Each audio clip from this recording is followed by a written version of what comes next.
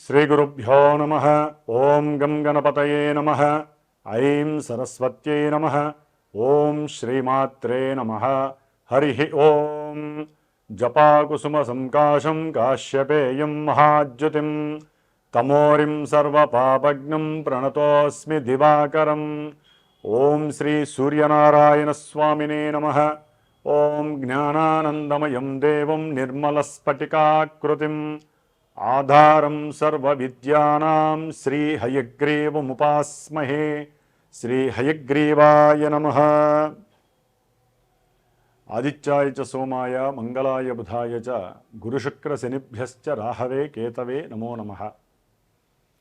వీక్షిస్తున్నటువంటి ప్రేక్షకులందరికీ కూడా సూర్యాది నవగ్రహాల యొక్క అనుగ్రహము కలిగి అందరికీ కూడా ఆయురారోగ్య అష్ట ఐశ్వర్యములు కలగాలని అనుకున్నటువంటి మన ప్రాప్తి అంటే మనస్సంకల్ప ప్రాప్తి లభించాలని కోరుకుంటూ మరి ఈ నవంబర్ మాసంలో నవంబర్ 16వ తేదీన సూర్య భగవానుడు గ్రహాలకి అధిపతి, సమస్త జీవులకి కూడా ఆరోగ్యాన్ని జీవాన్ని ఇచ్చేటటువంటి ఆ సూర్యుని యొక్క సంక్రమణం ఈ నెల నవంబర్ 16వ తేదీన నీచస్థితి రాశి అయినటువంటి తులారాశి నుంచి మిత్రరాశి అయినటువంటి ద్వాదశ రాశుల్లో అష్టమ రాశి అయినటువంటి కుజక్షేత్రములో అనగా వృశ్చిక రాశిలో రవి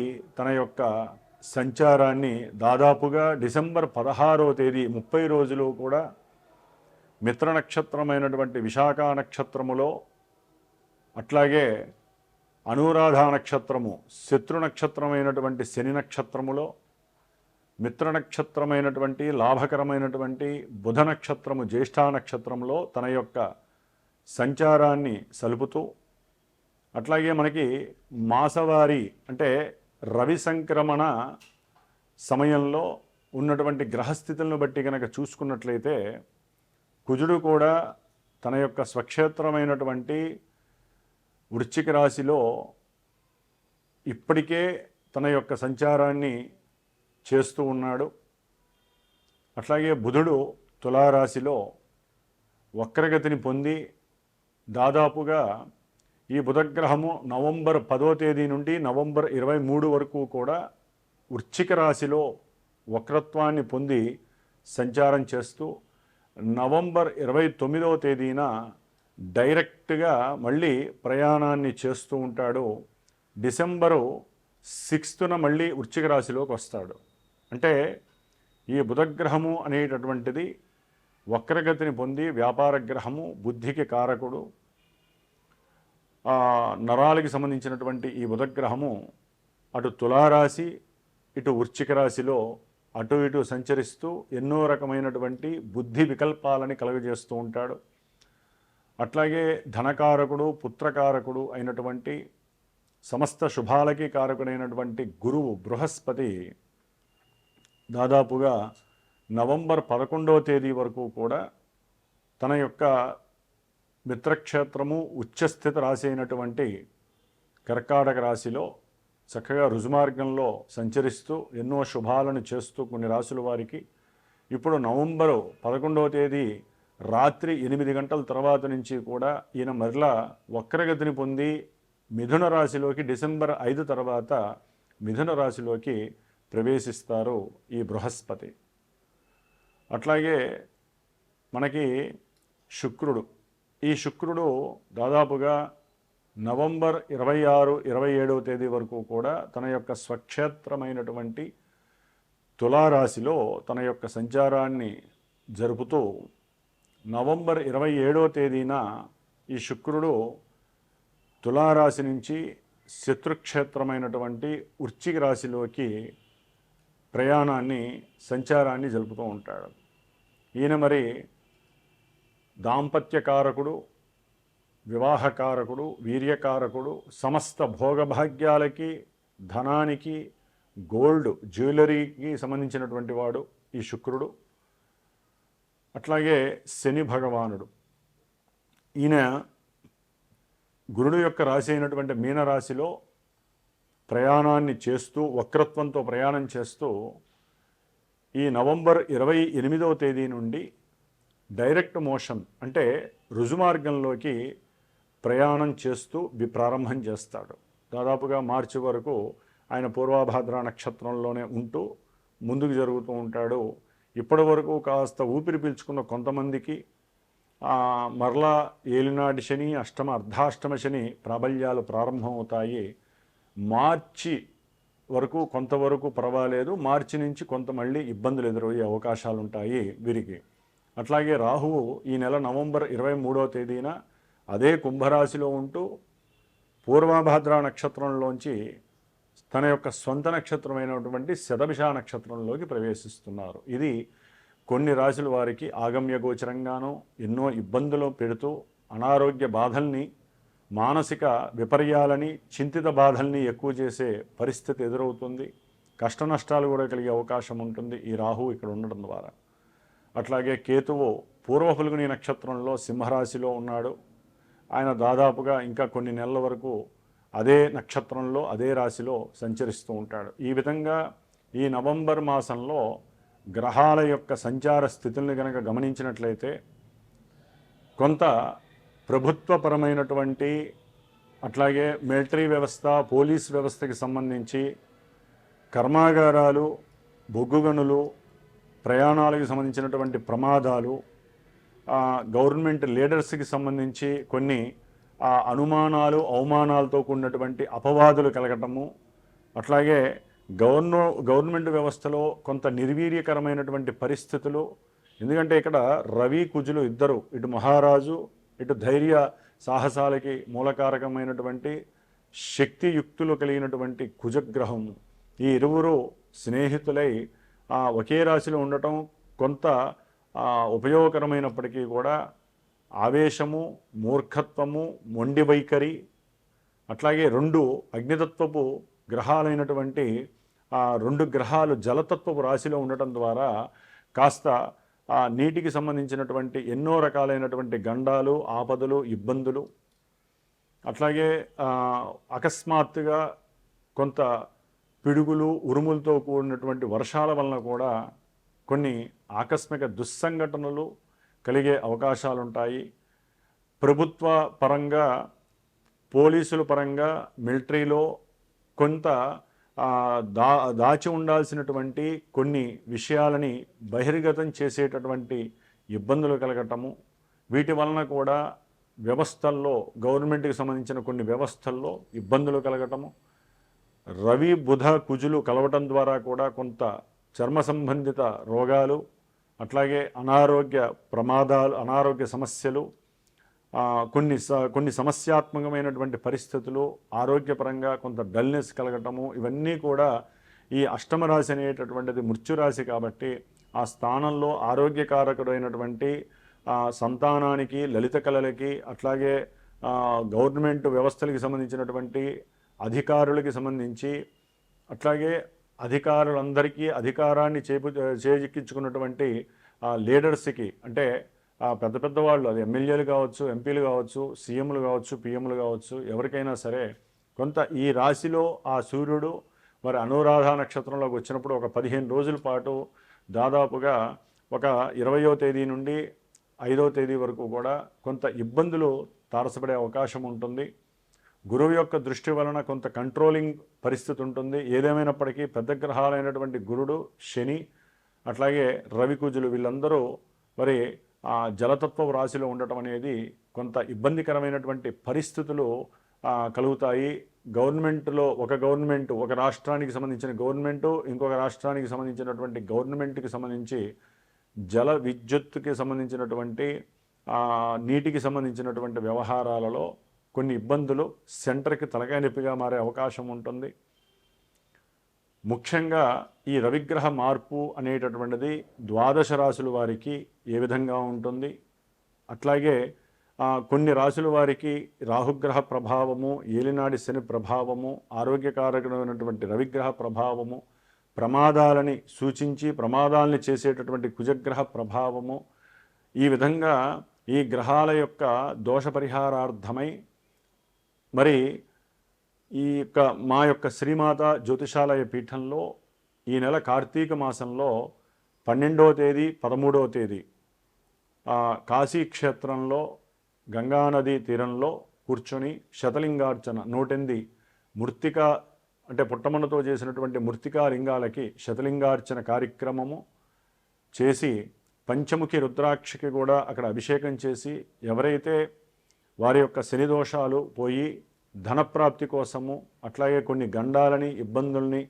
తొలగించుకోవటానికి పరమేశ్వరుడు యొక్క అనుగ్రహం కాశీ విశ్వేశ్వరుడు యొక్క అనుగ్రహము పొందటానికి ఎవరైతే మనస్ఫూర్తిగా సంకల్పిస్తారో వారు మా పీఠానికి ఫోన్ కానీ వాట్సాప్ మెసేజ్ కానీ చేసి వారి యొక్క గోత్రనామాదులతో తగినటువంటి దక్షిణని చెల్లించి చక్కగా మీరు కూడా ఆ యొక్క ఈశ్వరారాధనలో పార్టిసిపేట్ చేసే అదృష్టాన్ని తీసుకొని ఆ ప్రసాదాన్ని పొంది ఆరోగ్యము ఐశ్వర్యము ఇవి పొందేటటువంటి పరిస్థితిని తీసుకోగలుగుతారని, అట్లాగే ఈ ద్వాదశ రాశుల వారికి ఈ నవంబర్ 16 నుంచి డిసెంబర్ 16 వరకు ఏ రాశుల వారికి ఈ గ్రహాల యొక్క మార్పులు స్థితిగతులు ఏ విధమైనటువంటి పరిస్థితులను కలుగజేస్తాయో తెలుసుకుందాం. కర్కాటక రాశి వారికి ఈ మాసము నవంబర్ 16వ తేదీ నుండి డిసెంబర్ 16వ తేదీ వరకు సూర్యగ్రహ సంచారము వృశ్చిక రాశిలో సంచరించటం వలన మరి ధనాధిపతి అయినటువంటి సూర్యగ్రహము పంచమంలో సంచారము పంచమాధిపతి అయినటువంటి కుజుడితో కలిసి ఉండటం వలన పంచమంలో ఉన్నటువంటి రవి కుజులు మానసిక క్లేశాన్ని కలుగజేస్తారు. అంటే ఏదైనా మనసుకి ఆహ్లాదాన్ని వినోదాన్ని ఇచ్చేటటువంటి వ్యవహారాల యందు అది ఆర్థికంగా కావచ్చు, కుటుంబపరంగా కావచ్చు, తండ్రి పరంగా కావచ్చు, ఉద్యోగపరంగా కావచ్చు, లేకపోతే మీకున్నటువంటి అలవాట్ల రీత్యా కూడా కొన్ని ఇబ్బందులు మీకు తారసపడే అవకాశం కనిపిస్తోంది. అలాగే ఈ కర్కాటక రాశి వారికి పంచమంలో ఉన్నటువంటి రవికుజుల వలన గర్భ సంబంధిత దోషాలు, సంతానపరమైనటువంటి ఎన్నో క్లేశములు, సమస్యలు, ఇబ్బందులు, అవసరం లేనటువంటి అంటే సంతానము పక్కదారి పట్టడము, అట్లాగే ఎవరైనా సరే కర్కాటక రాశి వారికి ప్రేమ విషయాల యందు కొంత ఆగమ్య గోచరమైనటువంటి పరిస్థితులు, అనుకున్నది ఒకటైతే వారికి జరిగేది ఒకటి అన్నట్టుగా కుటుంబ వ్యవస్థలో తండ్రి గారి వలన మీరు అనుకున్నటువంటి కళ్యాణ వ్యవస్థ ఆ కళ్యాణ వ్యవస్థలోకి అక్కడి దాకా వెళ్ళకపోవటము, ప్రేమ భంగము కావటము, ఇలాంటివి అవకాశాలు రవికుజుల వల్ల కలుస్తున్నాయి. ఎందుకంటే 3వ స్థానము 12వ స్థానాధిపతి అయినటువంటి బుధగ్రహము కూడా కొంతకాలము అక్కడ ఉండటం వలన కూడా ఈ వ్యవహారాల యందు బంధువులతో కూడినటువంటి మనోక్లేశాలు ఎదురవుతాయి. దాని ద్వారా లేనిపోని ఇబ్బందులు కలిగే అవకాశం ఉండదు. కొంతమంది పిల్లలకి అయితే కనుక అంటే కర్కాటక రాశికి సంబంధించిన వారి పిల్లలకి అనారోగ్య సమస్యలు కలిగే అవకాశం కూడా కొంతవరకు అంటే స్కిన్ అలర్జీస్ ఉండే అవకాశం కూడా వీరికి ఉంటుంది. ముఖ్యంగా అష్టమంలో ఉన్నటువంటి రాహువు ఈ నెల 23 నుంచి వీరికి ఇంకా ఎక్కువ ఇబ్బందులని అంటే అష్టమ రాహువు ఆకస్మికంగా లాభాలని లేదా ప్రమాదాలని సూచించే అవకాశము. కొంతమంది వివాహ వ్యవస్థకి దూరంగా ఉన్నటువంటి వారికి వివాహం చేసుకొని దూరం అయిపోయినటువంటి ఎడబాటుగా ఉన్నటువంటి వారికి ద్వితీయ కళ్యాణ యోగము కలగటానికి కొంత అవకాశము అకస్మాత్తుగా కలగటానికి, అంటే వారి యొక్క జన్మజాతకంలో ఉన్నటువంటి గ్రహస్థితిని అనుసరించి అష్టమరాహువు కొన్ని ఇబ్బందులను కలుగజేస్తాడు, ఇలాంటి కొన్ని శుభ పరిణామాలని కలుగజేస్తాడు. ఎందుకంటే సొంత నక్షత్రంలో ఉన్నటువంటి రాహువు మిత్రరాశి అయినటువంటి శని క్షేత్రంలో ఉండి వివాహానికి సంబంధించినటువంటి సౌభాగ్యానికి సంబంధించినటువంటి శనిగ్రహ రాశిలో ఉండటము, ఆ శని కూడా వీరికి 9వ స్థానంలో ఉండి వివాహ వ్యవస్థలో ద్వితీయ కళ్యాణ యోగాన్ని కలుగజేయడానికి కొంతవరకు సహకరిస్తాడు. లేదా ద్వితీయ కళ్యాణ యోగము అనుకున్న వాళ్ళకి ఫెయిల్ అయ్యే అవకాశం కూడా కలుగజేస్తాడు. దాదాపుగా ఈ కర్కాటక రాశి వారికి డిసెంబర్ 5 తర్వాత 12లో ఉన్నటువంటి గురుగ్రహ ప్రభావం వలన, వక్రీగత గురుగ్రహ ప్రభావం. కాబట్టి ఈ విధంగా మల్టిపుల్గా కర్కాటక రాశి వారికి ద్వితీయంలో కేతువు వలన డబ్బు అటు విద్యార్థులకి ఏదైనా గృహపరంగా కానీ లేదా వాహనాన్ని ప్రయాణ చోదకంగా చేసుకొని కష్టపడి స్వయం కృషిగా సంపాదించుకునేటటువంటి వారికి కొంత లాభకరంగా ఉన్నప్పటికీ కుటుంబంలో తెలియనటువంటి ఆర్థిక క్షోభత్వము కలిగే అవకాశం ఉంటుంది. భార్యాభర్తల మధ్య చిత్ర విచిత్రమైనటువంటి సమస్యలు, ఒక్కోసారి మీ ప్రమాదానికి అట్లా ఎన్నో ప్రమాదాలకి, అట్లాగే మీ యొక్క మానసిక సంఘర్షణలతో మీకు మీరే ఏదైనా అఘాయిత్యానికి తోడ్పడే అవకాశము, జాతకంలో ఏదైనా రాహుగ్రహ దోషాలు కుజగ్రహ దోషాలు ఉంటే మటుకు మనసు అతలాకుతలమై కుజగ్రహ దృష్టి రాహు మీద పడడం వలన మీకు ఏదో రకమైనటువంటి మరి కుజదోష ప్రభావం కావచ్చు, సర్పగ్రహ దోష ప్రభావం కావచ్చు, మిమ్మల్ని ఇబ్బంది పెట్టే పరిస్థితి అయితే కనిపిస్తోంది.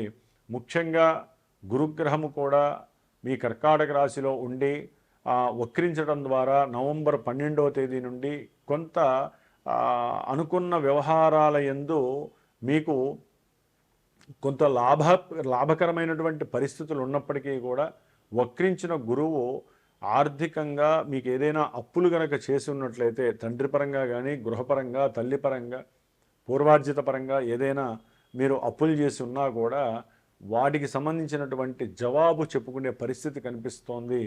అట్లాగే శుక్రుడి యొక్క స్థితి కూడా పంచమంలో ఉండటం ద్వారా సంతానానికి సంబంధించినటువంటి విద్యా సంబంధిత విషయాలలో కొంత జాగరూకత కలిగి తగు జాగ్రత్తలు తీసుకోవాల్సిన పరిస్థితి కూడా ఉంది. అంటే అనుకున్న విషయాలు లెక్క ప్రకారం శుక్రుడు 5వ స్థానంలో ఉండటం అనేటటువంటిది ఒక యోగము, మంచి యోగము. అయితే విద్యార్థులకి ఇది కొంత అవయోగం, ఎందుకంటే ఆయన ఉన్నది శత్రుక్షేత్రము. అట్లాగే అష్టమ రాశి మేషం నుంచి రవి శత్రువు, అట్లాగే కుజుడు శత్రువు. ఈ యొక్క శత్రువులతో కూడి ఈ శుక్రుడు భంగపడే అవకాశము కలుగుతుంది. విద్యార్థులకి కొంత మనో తేజస్సు తగ్గే అవకాశం ఉంటుంది. కాబట్టి శుక్రగ్రహ అనుగ్రహము కోసము వారు ఎక్కువగా ఆ అమ్మవారి స్వరూపాన్ని పార్వతీదేవిని ఎక్కువగా ప్రార్థన చేయండి. అట్లాగే ప్రేమ వ్యవహారాదుల్లో కూడా కొన్ని భంగపాట్లు అవమానాలు, మీరు జాగ్రత్తగా ఉండకపోతే కొన్ని అత్యాచారాలు జరిగే అవకాశాలు కూడా ఈ కర్కాటక రాశి వారికి ఉంటుంది నవంబర్ 29 తర్వాత. కాబట్టి కొంచెం జాగ్రత్తగా ఉండండి. ప్రేమ అనేటటువంటి ముసుగులో మిమ్మల్ని ఇబ్బంది పెట్టేవాళ్ళు కూడా తారసపడే అవకాశం ఉంటుంది. ఏది మంచి ఏది చెడు అనేటటువంటి ఉద్దేశాన్ని మీకు మీరే తెలుసుకొని జాగ్రత్త పడటం చాలా ఉత్తమమైనటువంటి పరిస్థితి.